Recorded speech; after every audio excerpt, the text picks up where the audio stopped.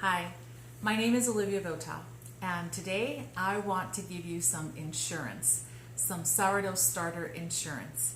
I don't know if you're anything like me, but I'm a little clumsy, and there have been times where my starter jar has been in a very precarious part of my refrigerator, ready to fall and break, and I've had to catch it midair a couple of times, and that has made me super nervous because I am clumsy.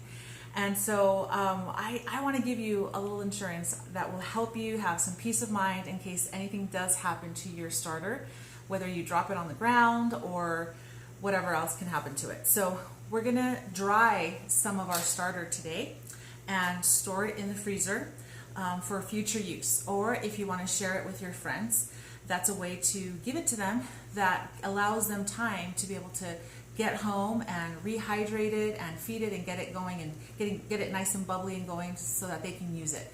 So let's do that. Okay, I have well, here's Eve. First of all, you need your starter. She should be bubbly and active, and that's as you can see, Eve is very active and bubbly right now, so this is the perfect time to do it. I have a cookie sheet here that I've lined with some parchment paper already. And all I'm going to do, this is a really simple process. It's not complicated. Anyone can do this. You can even ask one of your kids to do it. Is I'm just going to pour Eve out. I'm going to pour all of her out.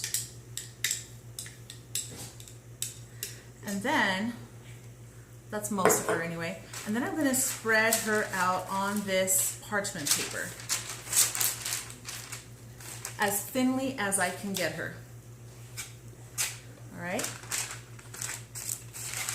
And then what we're going to do is I have another sheet of parchment paper that I'm going to put on top to just keep it from getting any dust on it or anything else.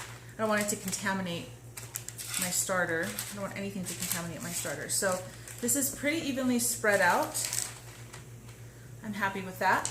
I'm going to put this additional sheet of parchment paper on top, and then I'm just going to leave this on my counter.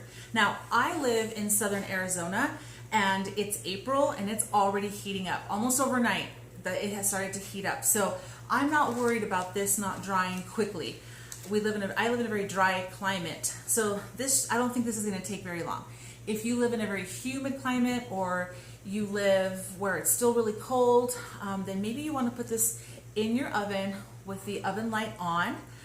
But obviously not turning it on, and leave that, just check it maybe in the morning, check it at night, and what you want is a completely dry, not flaky, but just dry and crusty texture to it. So that should be enough. For me, I'm just going to leave it on the counter, and I'm going to check it tomorrow to see how dry it is, and when it's done, I'm going to break it apart into pieces, and I'm going to stick it in a Ziploc bag and then stick that in the freezer. I'm going to label it right with the date, but I'll stick it in the freezer.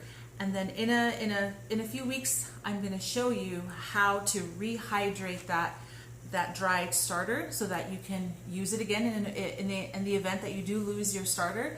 I'll show you how to rehydrate it so that you can start using it, or I'll show you so that if you do send it to a friend, you can send her a link to the video, and she or he can have starter that they can use in just a couple of days. So I hope this helps, and I'll see you at the next video.